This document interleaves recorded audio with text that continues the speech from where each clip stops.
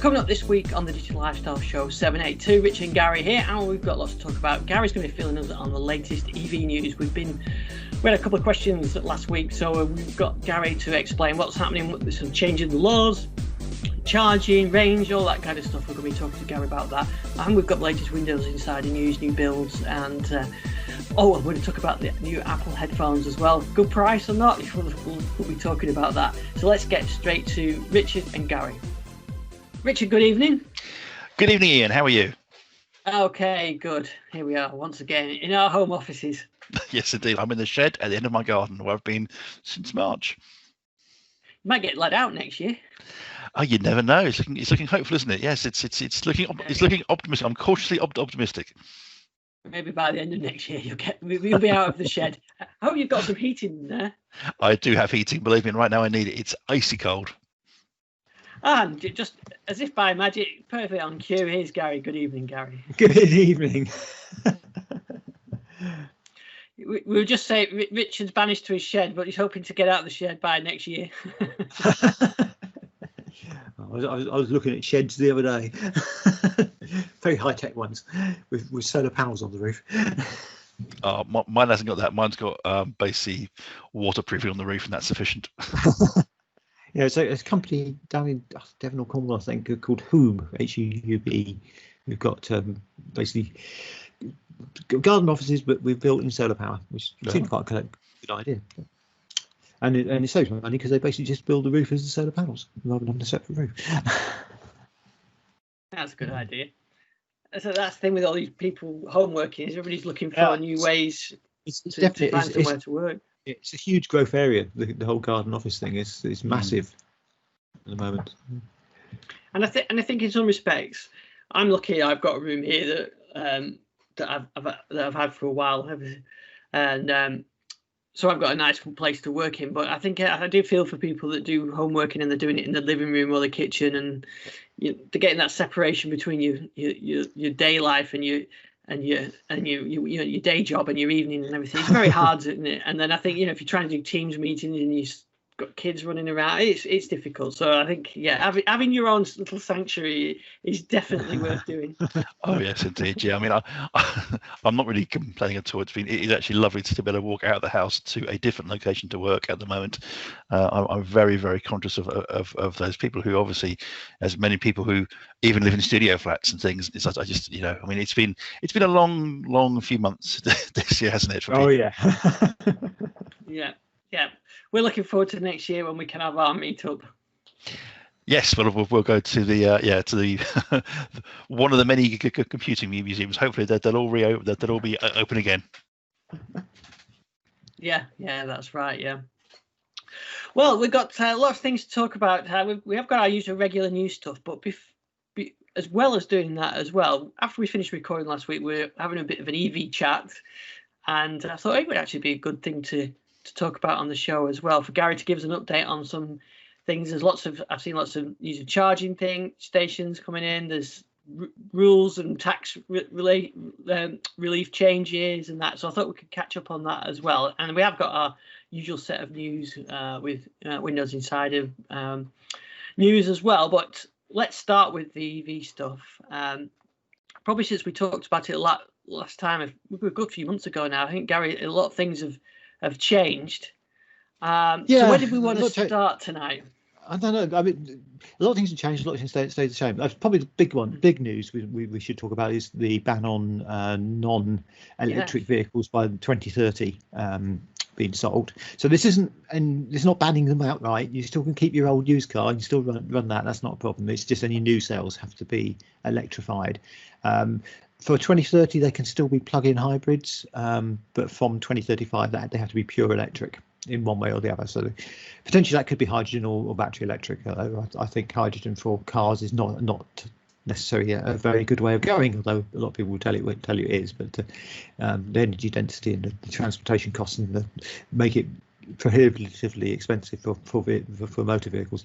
You only have to look at the current map where of all the hydrogen charging stations in the UK, I think only 2 of them are actually available at the moment, compared to thousands and thousands and thousands of DC chargers which are out there. Is it BMW, isn't it, that are particularly into the hydrogen? Yeah, BMW, Toyota, they're pushing it. I mean, the reason you can see why people are certain types of people are behind hydrogen, because it's a minimal change to the way we currently work. You can have equivalent of petrol stations, which are hydrogen stations. You turn up your car and you fill it up with hydrogen and you drive off. The problem is it's such an inefficient way of storing energy for small scale use. And the one thing I always say to people, but you do realise that if you have a hydrogen car, it's still got a battery in it. It's got a quite sizable battery in it, because they're basically all hybrids, the hydrogen vehicles. It's because the hydrogen is used as a fuel cell, which is used to charge a battery, which is then used to power the motors.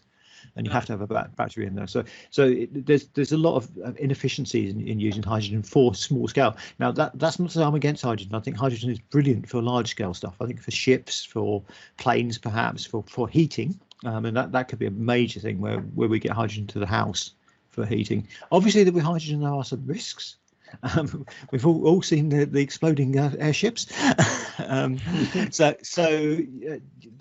highly flammable gas, but then again, so's the natural gas we use for heating our homes currently. So there are a lot of potentials for the use of hydrogen, and hydrogen can be produced relatively cleanly. Tends not to be at the moment. Most of the sources of hydrogen at the moment are from the oil industry. So again, you can see why they're very keen on hydrogen as a possibility, because all their infrastructure basically remains the same. But yeah, that's one of the things which is out there. But yeah, so this 2030 ban on non-EVs is obviously going to shake things up a bit, and I know there's been a bit of a pushback in the last few weeks by some of the conventional motor companies, some of them playing some pretty dirty tricks. I don't know if you've come across Aston Martin Gate in the last few days. So there was this story been doing the rounds at the weekend about battery electric vehicles not being greener than petrol vehicles or diesel vehicles up until 50,000 miles. Which was picked up by quite a few of the big papers and things, and actually stated as fact, because this study had been done and it's shown this. Now, this study seems to be a bit vague as where it's actually come from, but the PR company pushing this study, who's saying it was a new study and it just come out and been done by lots of notable people, but without actually backing that up with any evidence, appears to be a small company set up by friends and family of the owners of Aston Martin, which has become a big thing now, because I mean, yes, there is a difference between a production of an EV and production of a petrol car, and it does mean that in producing an EV you do use you're not as green as producing a petrol car if you don't take into account the energy used in producing petrol over time. But it's nowhere near 50,000 miles. I mean, even with the worst polluting electricity production, it's more like 15,000 miles. And if you start going really green, then it becomes down to a few thousand miles. So it's a false study. It's a fake study, and it's been fake news. It's been debunked thoroughly by a lot of people in the industry, including some people who work for BP and Shell and places like that. They've said it's totally false. So, but it's interesting that some of the big companies are playing quite dirty on this in terms of how they're pushing the agenda. But yeah, I mean, it's an interesting thing, and then obviously you do get the conversation we were having off air last week was all about the charging infrastructure and range and Rich's own range anxiety. If he did go to electric car, and that's a reasonable thing for people to be discussing at the moment. I mean, there was a good story went out the other week about a couple who'd got a Porsche Taycan, which is a really nice EV, and they'd had really struggled to charge it en route. And if you do not do any research at the moment, you would potentially struggle to charge, because the infrastructure at service stations and the services off the motorways is really poor. And that's partly because we had a supplier, Ecotricity, who got in very early, and all good things for that, because without them starting out, there wouldn't be EVs out there at all. Nobody would have adopted them, because there wouldn't have been any infrastructure there for people to start on. But they were very much funded by people like Nissan, Renault initially, and they weren't really adapted to the new style of charging. So we've mentioned this on the show before, but there's primarily two types of DC charging available for vehicles in the UK at the moment. There's CHAdeMO, which is the old Nissan system, adopted by a few other people as well. And then there's the CCS combined charge system, which is the one which is adopted as the EU standard and was BMW basically pushed out up front. And initially, all the chargers on the motorways were just CHAdeMO. They also had an AC charger. AC is a slower charging system for cars. DC, you charge a lot quicker. But some cars can charge up to 43 kilowatts on AC, and that's including the things like the Renault Zoe, the older Renault Zoe. No, even now, Renault are now moving towards using CCS as well, so it's becoming the standard for most things. But so these old chargers could do either AC or DC using CHAdeMO, and they were sort of updated to try and do CCS, but because they were never built to do that, they were never reliable. So 90% of the time, if you go to a services in the UK at the moment, you'll find there's something wrong with those chargers. Now, that's not every EV driver you talk to will tell you that's not actually an issue, because all you have to do is go 2 or 3 minutes off the motorway and you'll find millions of chargers. There's so many chargers out there now at hotels, at pubs, also. But I mean, obviously, at the moment, that can be a bit of a problem because some of them are closed and you can't get to them. Yeah. But there are things like one of my favourite companies, Instavolt, have just done a deal with KFC, so they're going to put chargers in every single KFC in the country. There's a deal with McDonald's, one of the other chargers manufacturers are going. Osprey, which used to be Engini, who we've spoken to on the show, they've done a deal with loads of pub chains, and they're also doing off the out of town shopping centres. They're starting to put chargers in there. Most Lidls have got chargers.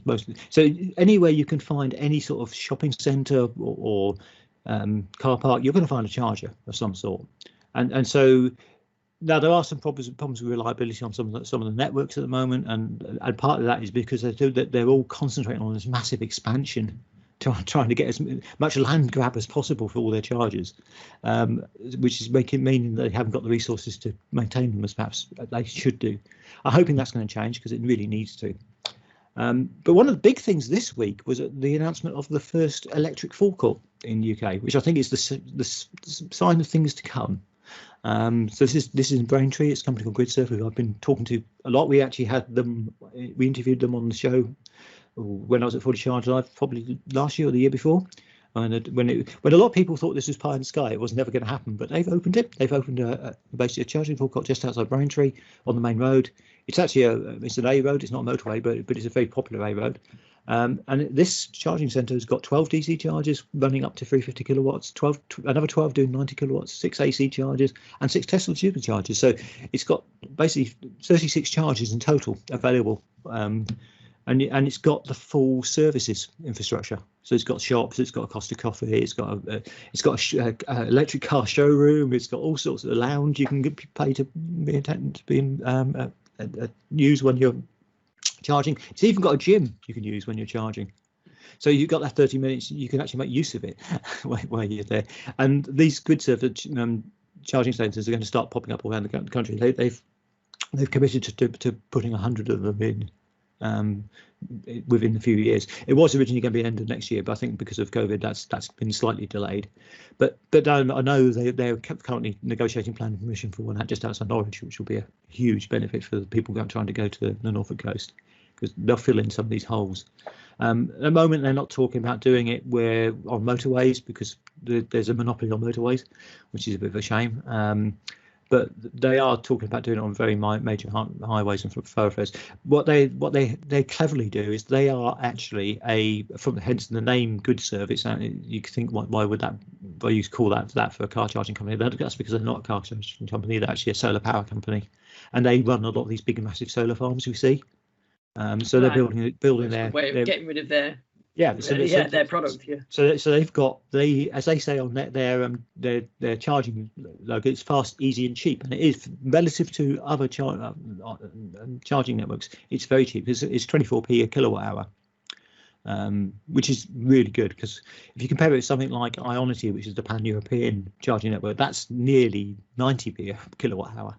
So which is ridiculous. I mean, that's big auto trying to price people out of the market to some extent, I think, because the RMT networks were owned by people like VW and Audi and others, and BMW. But I think 24p per kilowatt hours is a really good mark, and if they start getting a lot of these around the country, that hopefully will start driving the prices down from other operators. Because at the moment, most other operators are in the 34 to 36p a kilowatt hour range.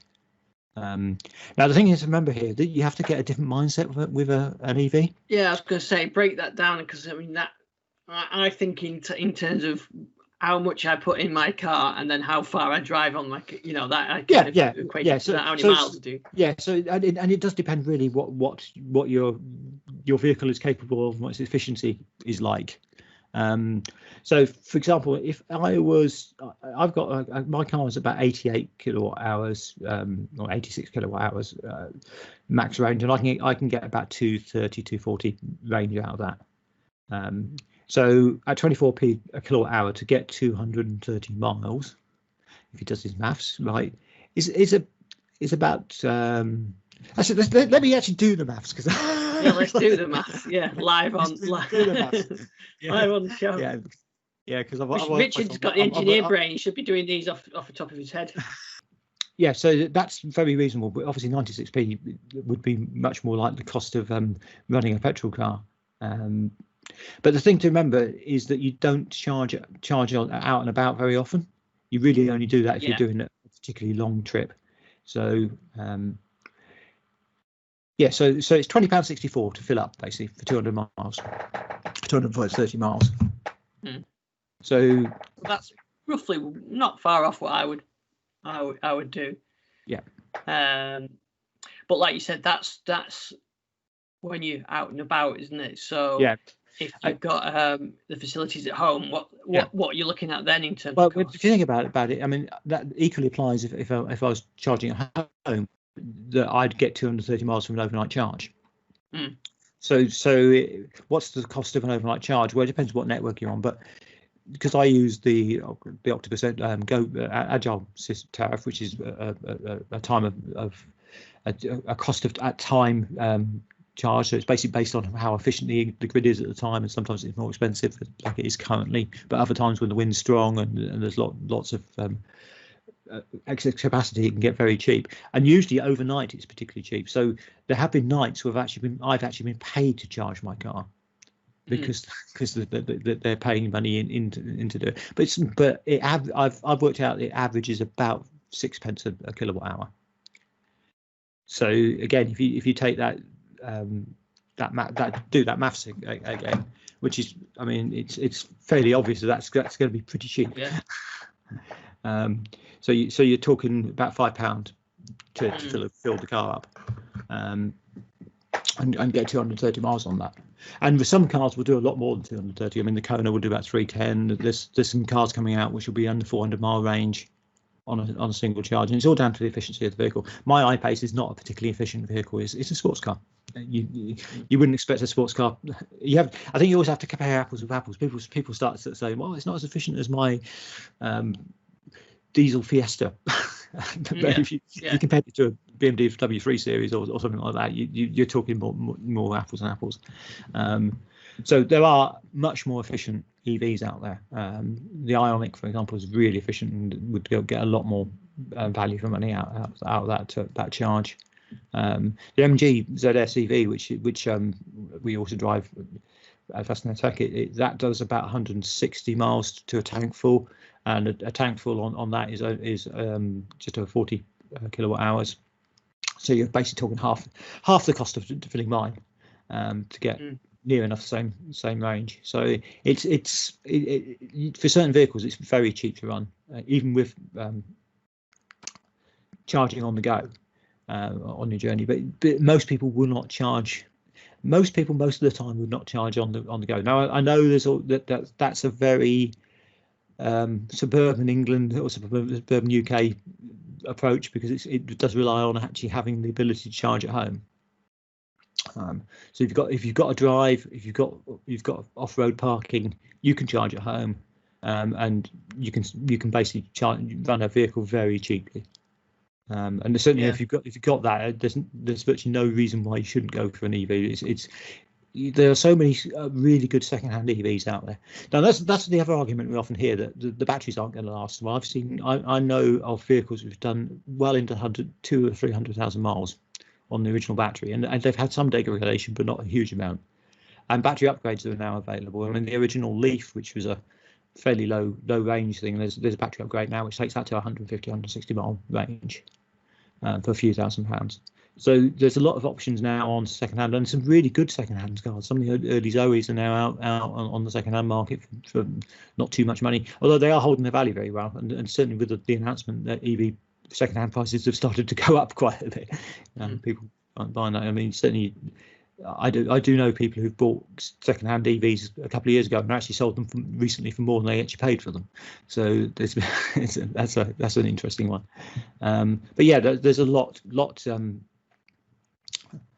happening on that aspect, and with the fleets adopting EVs very strongly.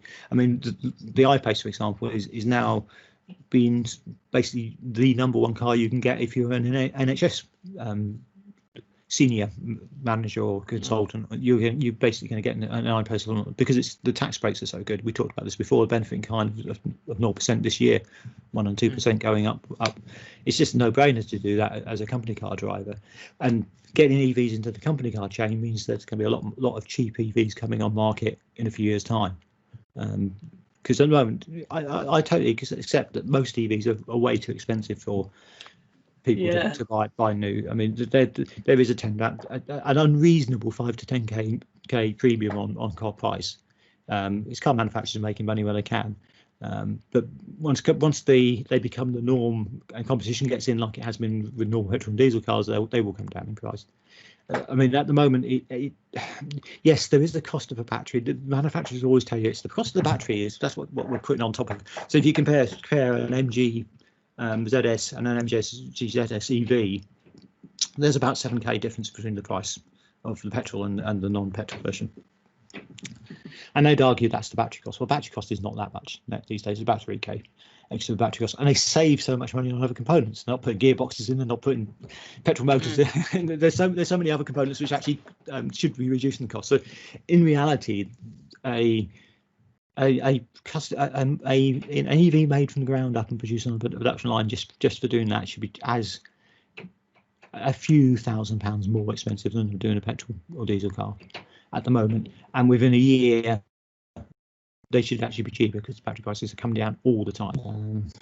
When I looked at it, I think it seemed to be that I looked at the BMW particularly, but the EV models were all the premium models as well, which bumps the price up even more. Then, so you like you said, you're talking like 10 grand more because you've got to get you can't get the base model of a 1 Series base model. You've got to get a 3 Series premium model, which is like 15, 20 grand more than the base model. Yeah. The thing is, with EVs, if you make them, people do go and buy them regardless of what spec they are. And I think the manufacturers have just been basically looking at where they could keep their margins up because they're losing margin all the time on the other cars. I mean, the sales have just died on petrol and diesel cars over the last 6 months to a year, and that trend was starting before then. So a lot of their volume profits have disappeared, and they saw battery electric as being a low volume market initially, and it was. I mean, initially it was a low volume market. It won't be now. It'll be getting a much higher volume market. But that's why I think they went for all the premium ones, because people buying EVs were prepared to pay a bit more money and have those. And also, I think early adopters of EVs, people like me, tend to be into their gadgets and tend to like all the bits and pieces you can get on the more premium versions. But there's certainly a lot out there now. What sparked this discussion last week was it the range anxiety? Is that what makes it a consideration for you, or is it the cost? I'd say probably it's the range anxiety, definitely. The uncertainty of just how far the car is going to really go in conditions, be it cold or warm with air conditioning on or heating on or what have you, and also the length of time you have to stop to charge things up, because I don't like stopping and having a Costa coffee or whatever. I want to stop, put fuel in, and go at a station. So, but as you say, if the range is sufficient, then 9 99 times out of 100, I wouldn't need to stop en route anyway, because I would leave the house every morning with the car fully charged. So that becomes less of an issue, really. It's more about that range.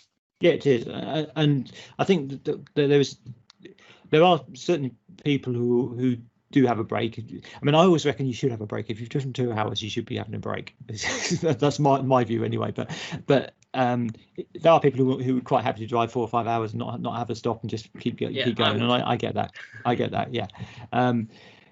I always find myself arriving a lot more relaxed when I've actually had an EV journey than I do if I've tried a petrol or diesel drive, and I usually get there about the same time, even with the stop. But having said that, I mean, 230 miles range, that's potentially in the UK is about 4 hours driving. With the standard of the roads and the speed you can actually really average on a UK road, which is around about 50 miles an hour usually. So you're talking potentially 4 hours driving without having to charge. One thing to note with EVs is they charge quicker when they're lower state of charge. It's a bit like a theatre filling up. When you first go to the theatre and try to find a seat, there's loads of those free, so you can get to them really quickly. And that's how batteries basically work. They can just fill up quickly, and as they get fuller and fuller, it's more difficult to find space to actually fill out. So it slows down charging. So if you arrive with a low state of charge, you'll charge quicker and get on the road quicker. So a lot of people would just use the bottom half of their tank to basically keep charging and keep going. That's what I did on my Berlin trip. But obviously at the moment, that would be tempered by what we talked about earlier, where there is some unreliability in charging network, and you'd have to do some research to find chargers to get going.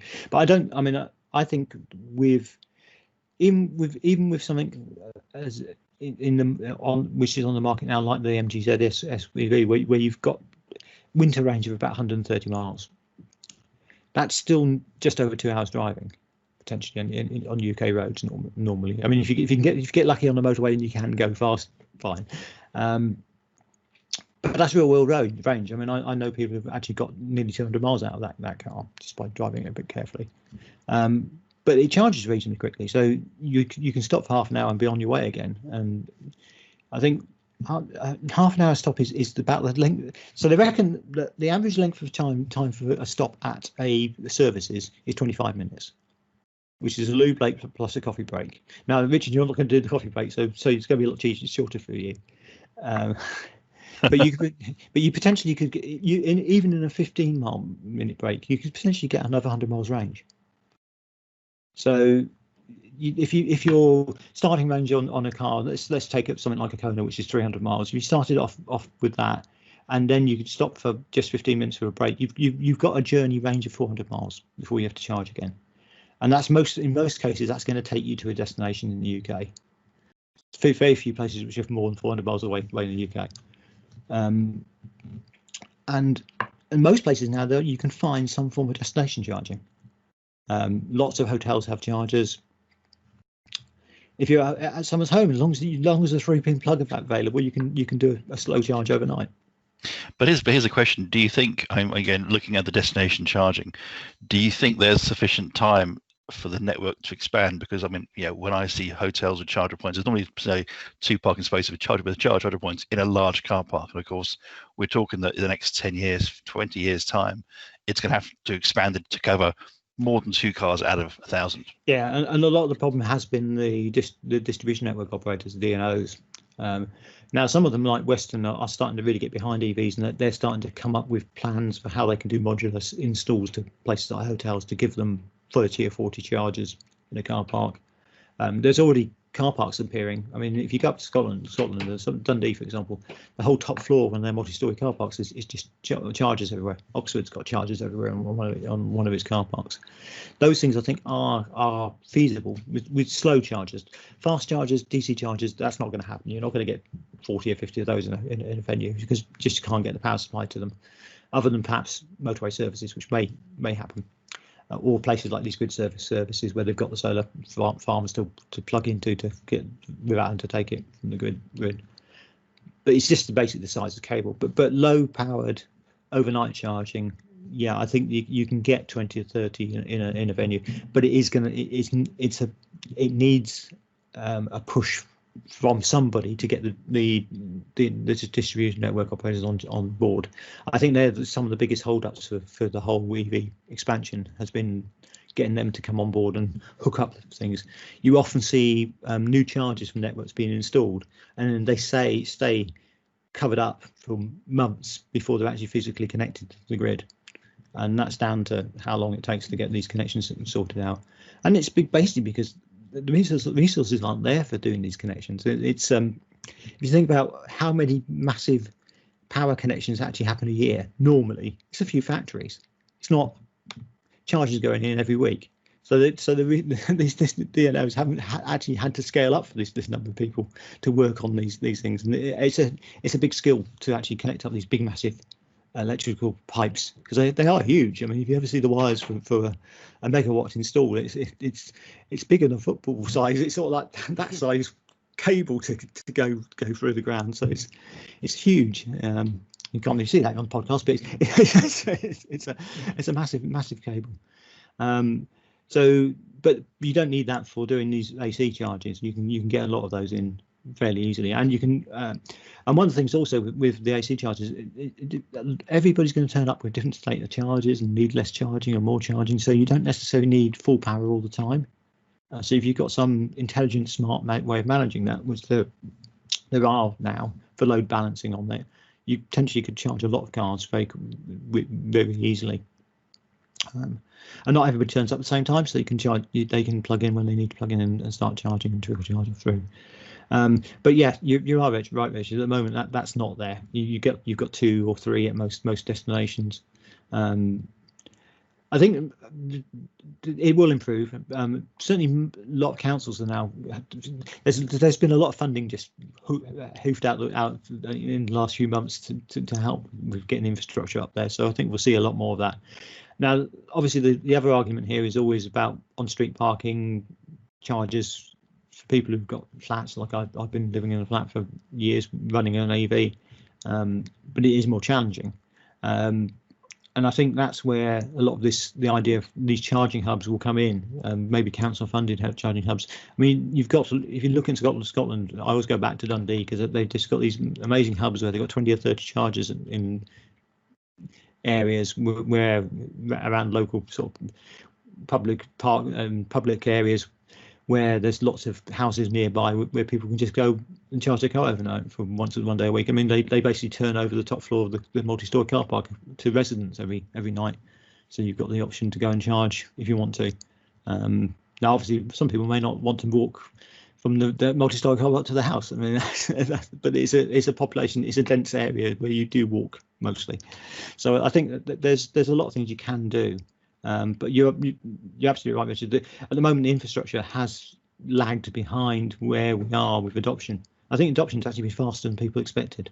I think that even without these push to 2030, I think there's been a lot more take up of EVs than a lot of people really thought it would be. That's not to say we haven't had infrastructure. I mean, we've got so many chargers out there. The problem is a lot of these chargers, as you say, are singles or twos, and that's not really good enough. Because if you're if you're on your last legs on a charger and you want to find somewhere to charge and you know you've got a charger 30 miles away, but it's only 2 chargers, and when you get there, one of them's out of operation, the other one's in use, it's not really effective. And that's been the big issue with the services, where most of the services have only had 1 or 2 of these CCS chargers. In fact, some services don't even have any CCS chargers. And that is going to change because the government's put a huge investment into that as well. So there's big funding gone out recently, and a couple of the services will start having multiple chargers installed, so 20 or 30 chargers available. Still not really enough, but again, taking into that mind, you have to think again that mindset that a lot of people on their journey will have charged at home and have perfectly enough charge to get to their destination. There was I think I can't remember if it was David LA or somebody did a study basically and said the average journey length in the UK starting from home is 30 miles. And so that's what and there are some outliers on that where people do longer journeys, and then they looked at trips which were non-commuting trips, so basically trips away, and the average length for those was 120 miles. Which again is within the range of virtually every EV out on the market now. It wasn't. I mean, a few years ago, it wasn't. I mean, when you start to talk about Nissan Leafs and things, which a lot of people still got their brain that you've got the 70-mile ranges, which in winter we were down to 30. I mean, there's a huge drop. And it is true. Bad weather. It's not doesn't tend to be the cold, but rain is a big anything which it affects a petrol car. I mean, petrol car consumption goes crazy when you've got heavy rain and stuff. This time of year, you've got your lights on, you've got your demister on, and heater on, and your wipers on. But the thing is, you don't tend to think of it in range terms with a petrol car because you can do that quick fill up, and I totally get that. I think it does take a little bit more planning with an EV. It is a different mindset. It's much more like a smartphone than a vehicle. You tend to charge your phone overnight, and then you use it during the day, and you may need to do an emergency top up occasionally. And that's basically what it is with an EV. I very, very rarely charge on the go. Even when I drove over to Manchester a few months back, I didn't actually charge anywhere before I got to Manchester from Peterborough, which is. I mean, that's the sort of journey most people think of as being. I've been told there's no way you could drive to Manchester in an EV. So it's perfectly doable. I mean, I did that trip to Berlin, so it's absolutely now comfortable to do these journeys. It's not really a challenge anymore. Yeah, so I think. I still think we're kind of at this crossover stage, aren't we? But it's obvious where the technology is going. And when you put that into 10 years' time, when the laws change, you can see. If you look at the future, I mean, if you look where we are, where in 10 years' time, where we will be, and some of the technology coming online, some of it's taken longer than perhaps we expected, but some of the new battery technology is coming on, which is going to mean that basically the whole car body will be a battery. Then you've got much higher capacities. You could potentially have a 20,000-30,000 mile range battery in your car. So you buy your car basically fully charged and then hand it back when you run out of charge. So that's I mean that's how I see it going eventually. So I think it's an interesting one because if you're investing all this money in charges at the moment, are you only potentially going to get a very short term return on it? So because over time, less and less people will actually be charging on the road because the range on the cars will be going up and up. Yeah, I'm probably in the process of changing my diesel, but I'll probably just go for a petrol, just for my usage. But I would say when my wife changes her car with a small range that she does, then that would make a lot of sense to look at a small EV. It would do. I mean, even for you, a plug-in hybrid might be an option because you've got that short journey you do every day. So if you want a petrol for longer term, fine. And certainly, I mean, I know you tend to drive BMWs, and there's lots of BMWs with plug-ins. So yeah. So I think that. So Richard, does that answer the question that we were talking about last week when after we finished recording? Yeah, I think so. It seems to be a case of hang tight, it's coming. Yeah. I mean, it's there now if you're prepared to put an effort. I mean, that's the thing that I always say. I'm very, very lazy. I know, and that I get. I mean, I always get. This is always an argument which comes up in the EV community. As soon as someone says something bad about the charging network, but you can always do it. You can do ZapMap and stuff like that. But people forget that most people are lazy and they don't want to do. I'm just driving along. I think it's fuel now really, and fill up, done, and move on. Which of course, I mean, look. The one thing which is happening, which is helping that, is technology. Most cars now have got Android Auto or CarPlay, and virtually all the EV networks are integrating into those. So you should be able to actually get your car to navigate you to the nearest charger. It's also worth pointing out, I think, that if one thing this last year has proven is that we are very good at changing our behaviours if we have to. Yes, indeed. But I do agree. I mean, you still need to be that lazy. You shouldn't have at the moment. We know that everywhere we go, there's going to be a petrol station. Well, that's true, but I think the difference is with an EV. If you do have a connection at home, it becomes a different way of operating because, of course, your car will always be full of charge before you leave the house. Whereas, the way of working now is you have to find a petrol station to get fuel. Whereas, so it's a different mindset, which I'm going to probably have to adopt in a few years' time because I'm sensing my car is getting expensive to fix it, which means it's time for replacement. Yeah. And that's the way it goes. I mean, I think that mentality is really interesting because it means you get a lot more convenience for your shorter journeys. So you don't have to do that weekly trip to the petrol station, which is an inconvenience. You do have to physically go and fill up. You may do it when you go shopping or whatever like that, but you do have to go out and fill up. Whereas with an EV, you don't do that. And I know a lot of people who never charge other than at home. So that's a real convenience. You always have got that. I think the other thing which I should just bring up very quickly is the fact that you get free petrol or you get free fuel effectively with an EV a lot of the time, because a lot of these destination charges are free of charge, especially the supermarkets and the car parks. Right. So I go out shopping. If I go out shopping in Peterborough, for example, Queensgate charging that's free. It's only the cost of parking. I would have to pay that anyway. So while I'm parking, I don't get a lot of charge, but I get 10 or 12 miles of free range while I'm shopping. If you go to some of the supermarkets who've got faster charges, you can get a couple 100 miles range for nothing while you park, and you don't get that. There's no way you get the petrol. And obviously the other thing you get, which you do get if you've got a hybrid, because this is the whole self-charging myth, you get electricity back from VJ braking as well. So you're going to get extra range over the top of what you've charged up as well. So there's a lot of mentality stuff you have to think about, and I've learned it a lot over the last year. But I mean, I think the bottom line I would say at the moment, even now with the infrastructure as it is, I would not worry about driving anywhere in the UK with my car. I'd be absolutely happy. I mean, if I'd taken it a bit further afield to Europe, then sometimes I was a little bit worried. I had to really think about the planning. But now I don't even bother planning when I go out on in my car. I know there's going to be a charger fairly close to me wherever. That's the point I was going to make about you always know there's a petrol station there, other than in some parts of some tourist areas, which seems to be the main area. There aren't chargers because they're not used daily for work. So places like some parts of Wales and some parts of Norfolk, which are starting to get chargers. But in the major areas, anywhere you go, you're within. I think if you're in the southeast, which obviously you are, Richard, you're within 100 meters of a charger virtually any time. So it's crazy how many chargers there are out there. Cool. Yeah, I think you can see it's inevitable at some point. It's sort of, in my point of view, it's whether I do it sort of in the next 3 years or give it another 3 years and then wait and gradually you can see this convergence at some point where it makes complete sense to it regardless. I mean, the other thing I would say, because I mean I know you like your performance cars, Ian, and so do I.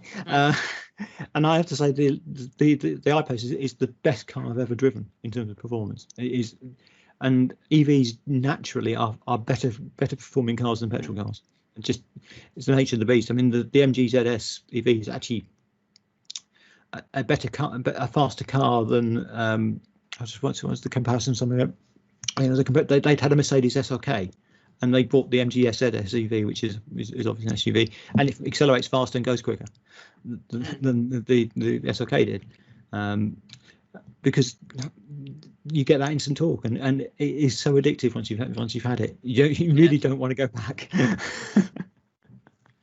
Well, yeah, it was interesting. I think we'll this is a subject we can return to again as the technology changes. And if anybody's got any questions, they can fire them over to you or fire them over to me, and we'll talk about it on a future show. Because we're going to need to save some money, aren't we, Richard? We're going to you need to save some money to pay for your new Apple headphones. Yes, it's a great shame Jason's not around, because I'm sure he'd be able to explain exactly what happened today with the Apple. They call the Maxes, are they? I think the what are they called? Yes, the AirPod Max. AirPod Max Pro SE 11 Plus Premium Edition. Yeah, $549 or pounds, I think. Yeah, £549. I saw it, I think. Yeah, wow. I mean, that's a lot for a set of headphones. I mean, obviously they have lots and lots of wondrous features. They come in a bunch of colours. I bet they work very, very well with Apple devices. Suspect they won't work quite so well with non-Apple devices, but I'm sure it'll be fine. But yes, yeah, £549 for a set of noise cancelling headphones. I mean, I think they've got some. Well, I mean, they got some interesting features. You know, I believe the spatial audio stuff works well. I think the actual ear pads themselves, they're magnetic and can be changed out and things, and it all looks very good. But there's just no getting around that price. I mean, if you compare it to say, I don't know, the Surface headphones, which I think they're up to version 2, they come in at £239. You could buy 2 sets of Surface headphones too, for the price of 1 set of Apple headphones, and still have enough change left over for, I don't know, a beer. I mean, it's just insane. I mean, help me out. I mean, I can't work out what the justification is for why these are so expensive compared to other similar noise cancelling headphone tech out there. I mean, even the Sennheiser or Sony ones, and like you mentioned, the Microsoft ones, they're not that price, are they? No, I mean, nowhere near. I can't. I've been trying to understand what it is about them, apart from obviously the logo, that's making them quite so expensive. But I can't come up with any reason for it at all. Maybe they'll last a lot longer, so you'll get more value for money out of a purchase, perhaps. I mean, first of all, we should say that they're the over-ear type, aren't they, as well? So these are like the Surface headphones and those Sennheiser, so they're not the in-ear ones, and they've got active noise cancelling. But yeah, that's that's about it. Right? I know they've got all the interaction features for you working with your phone, and there's a smart case as well. It's a smart case, but I mean the other thing about them is, of course, they charge up through the Lightning connector, which is irritating. But again, if you're in the Apple ecosystem, you're going to have lots of those. But it's little things like, if you're going to drop this much cash on a pair of headphones, you obviously, I would think, you must know your audio. You must be quite keen on getting the best quality sound out. And yet, I think the wired cable is an extra, isn't it? You've got to pay more if you want to actually have wired sound, which is, right. I mean, Bluetooth is good and all, but I think if you are really into your sound, you probably want to have some wires involved. So it just, I can't understand it. I'm taken aback by it, I'm afraid. Yeah, I'm sharing the spec page here because I saw someone tweet this that it doesn't work at all with Android. You need iOS or Mac OS. So yeah, you're not going to be pairing this with your Windows laptop. Yeah, but then I guess if you've dropped cash on a Mac and Apple devices, I guess it probably doesn't look that expensive to you, really. Yeah. No, look, if you've got an iPhone 5 either, sorry. Yeah, I mean, you know what? I think probably I'd buy myself an ordinary set of headphones and an Xbox Series X if I had that kind of cash lying around. I mean, I got the earbuds, the Surface earbuds, and I thought, really, for what they are, they're expensive. But blimey, this is, $549, as you say. I think I saw the same thing for the same price. Yeah. So, but this came out, I think, today, as recording. Hence our speechlessness. I think they ship on the 15th of December. They ship.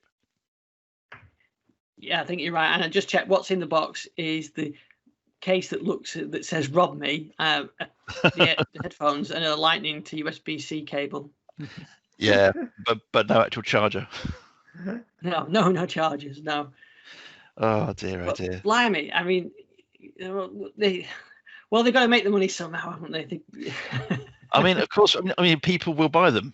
People will buy them. Yeah. So what does this do with to the Beats headphones? I mean, is that brand still? Yeah, because that's been their premium brand. I know that. Yeah. I mean, it's a separate brand, but they own them, don't they? Yeah. Oh, on the plus side, I just see on the spec page you can have a free engraving, which is good. So you can put something on there to make them yours, and really hard to sell on. I've got the pink. I'm going for the pink option. Yeah, I mean, they're not bad-looking things. I mean, a little bit strange and bulbous, perhaps. But yeah, I mean, Apple has made a few missteps in the past with pricing of things. I think certainly things like the HomePod didn't do spectacularly well, although it does have its die-hard fans. But that was also quite an expensive speaker. So this kind of feels again like, I mean, it just feels like they're gouging the fans. It really does. It just seems to be such a lot of money compared to, I mean, I think I'd need to read some reviews of them by people who understand sound and music, because there must be a reason why they're this expensive. They must be really good, or Apple are truly gouging their fans. It's one of the two. Probably both. Yeah. I think we need to get Jason onto this just justify it. Yeah, it's a tricky price, isn't it? It really is. I suspect the Apple sites will be full of justifications in coming days to explain it. But it just seems such an order of magnitude greater than the equivalent. Yeah. And of course, as you say, it's it is very much a case of you have to be in the Apple ecosystem to even use them. So yeah, shit. Yes. I think I would go for a pair of Surface headphones and an Xbox. Well, exactly. I mean, I must admit, I've got a set of Bose headphones that I've had for years, which are more than adequate, and they came with a free cable to plug it in. They're Bluetooth, but also came with a cable to plug into a hi-fi as well. So, I'm just looking. I know it's not like for like, but I'm just putting Bose over ear headphones, Bluetooth on Amazon, and you're talking £280 for some of their premium ones. Exactly. So it's just $300 for the most expensive one I've found so far. It's this doubling in price that I find it very difficult to understand. Oh well, never mind. Are they Cortana compatible? Because obviously you'll need that if you're going to be using them with Windows at some point. Yes. Well, you won't be using those Apple ones with Windows, that's for sure. Well, I'm glad we've got over the shock of that. I thought it was quite amusing, but I suppose they do the market research and they probably know they'll sell, and you'll see people wandering around with them on, and wondering why they can't afford to buy a house because they've bought an iPhone and a pair of headphones. Are you about to make some form of millennial joke there? They're in the charts. Avocados and pumpkin spice. Yeah. I'll back away from that. Back away from that one. Back away now. Yeah. I mean, I think again, they're clearly aimed at the Apple ecosystem. They're, as you say, they do understand their target market, and there is, you just have to look at the Apple product lineup, and they're not afraid of charging a higher price because their customers are happy to pay it. If their customers didn't pay it, they wouldn't do it. It's simple as that. Yeah, that's very true. What other news? I had some other news as well that I just wanted to briefly mention. We talked a bit about ARM in the last couple of weeks and what effect Apple doing an ARM-based device would have. Well, it looks like it's pushing things along quite nicely because I think Adobe Lightroom's coming out for the ARM-based Macs and ARM-based Windows. Yes, that's good news, I think. Yeah, I think we wondered sort of would it push on the ecosystem, and it must be having an effect because they're both being announced at the same time. So I think that's pretty good if we can get that. I know Jeremy Sinclair will be happy to get more of more applications available on ARM. Absolutely, so we just need to get the ARM 64-bit emulation, which is supposed to be here soon. Yeah. We didn't get it last week. They've gone very, very quiet on that, haven't they? Yes, I mean, a new dev channel build did come out last week, build 20270, I think. Yeah. And that again was its usual limited stuff. It didn't really have much in it. Although I did see that they'd added a file skill for Cortana this time around, which had the terrifying. It's got the terrifying description of you can use Cortana on your PCs to translate their thoughts into direct actions. Now, I don't know about you, but I don't want to know what my PC's thinking. It's a bit worrying, really. I mean, it's bad enough that it's got my browser history on it. The last thing I want to know is what it thinks of me as well. It's just it's not good at all. And there was just really minor changes. Things like split keyboard for 2-in-1. That we've had since Windows 8. But exactly, yes, and of course that's come from the feature experience pack, hasn't it? Which means that appeared on the beta channel last week. So yes, it's kind of trickling the wrong way. It feels it should really be going the other way, I would have thought. So yeah, I don't know what they're doing at the moment with the dev channel, because I guess we're all waiting for the big thing to come.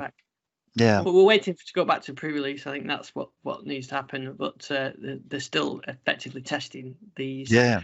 incremental updates, which we got one tonight as well, 19042.658. Yep. Which has gone out to the dev, which beta and release preview channels, but there's just a couple of security fixes in that. Yeah, so there's not a lot going on at the moment. I'm guessing this is going to be it now for this year, and we'll see things starting to ramp up again next year. But yeah, I was hopeful they'd get their 64-bit thing out, but they've just said nothing about it. You know, the fact that they haven't even acknowledged it, I think, is possibly a little bit worrying. Because you would have hoped there'd been some acknowledgement that we said this is going to be next year now, and there's just been nothing, absolute silence, unless you guys have seen something. No. I think it's dependent. I think maybe it'll be in when we get to the pre-release. Maybe it'll be in there. We'll see. I posted a couple of videos as well when I mentioned. I talked this week. I talked last week about. I think I mentioned the one about putting Amazon Alexa from Windows 10. And quite a few people said thanks for the video, but it keeps setting off my device. But you can't demonstrate a device, a smart home device, without triggering people's thing. But it's just the nature of the beast. But I've also got I did one on your phone as well, making and receiving calls on your phone as well last week, and I've got some others planned soon. So how-to videos. So if anybody's got any ideas for any how-to videos that they think I should look at, let me know, and I'll certainly try and incorporate those. And of course, one thing I did want to mention as well, which we did discuss on Twitter, is the big issue of the week last week was, are fig biscuits the best biscuits available? Yes. I think the consensus was yes. They are. They're superb. Yeah, I mean, they are. Although I'm quite partial to a milk chocolate digestive as well, if I'm honest. But I think fig biscuits, overall, as an all-rounder, yes, they are the best biscuit. I don't know if you saw today though, but my wife bought me some cranberry puff biscuits from Marks & Spencer's. Very nice. They're not the same. They're not fig biscuits, but I would say they're borderline cakes, Ian. Well, no, they're definitely biscuits. Do you remember those lemon puff biscuits? Anyway, in the 70s, whatever happened to them? They're puff pastry, see, and then of course there's your squash fly biscuits, or the Garibaldi's. Yeah, partial to Garibaldi. yeah. So, and you can't go wrong with a premium cup of tea. So there's so many options. there are. Maybe when we get to our meetup, we'll bring biscuits. We'll all bring biscuits. Right. Well, I think that's just about everything I've got for this week. Hopefully we'll have the December update for Surface Duo by next week, possibly. We'll see. They're doing a multi-cadence on their releases, so no insider program on that, but hopefully we'll have one of those soon. So Garry, where can we find you in your EV chat? You can find me on @Garry with 2 R's WMA on Twitter. You can also find me on fascinatingtech.com, because we're about to push the Christmas gift guide up. Those last minute gifts for those people who you can't find anything for. We've got lots of good ideas. Excellent stuff. And Richard, where can we find you? You can find me on Twitter @Richard_Speed. And funny that I get a number of press releases and people wanting to send you stuff to review, and there's a few of those with Christmas gadgets, but there's only so many selfie gadgets you can review. So I've refused all of those. Selfie gadgets and phone cases, yes. I've drawn the line at those now. So I tell you what I'm going to try though. Maybe I'll have them for next week. Is those magnetic USB-C chargers? Have you seen those where? They're like the MagSafe type ones, but the USB-C. I use those in my car all the time. It makes life so much easier for docking and undocking. Just get the ones which are bi-directional, because you don't want to have to think which way around to clip them on. Right, good tip. Right, okay then. So we should be back same time, same place next week, and you can email me ian@digital-lifestyle.com. I'm @Dixon on Twitter. So we'll see you next week. Take care. Yeah.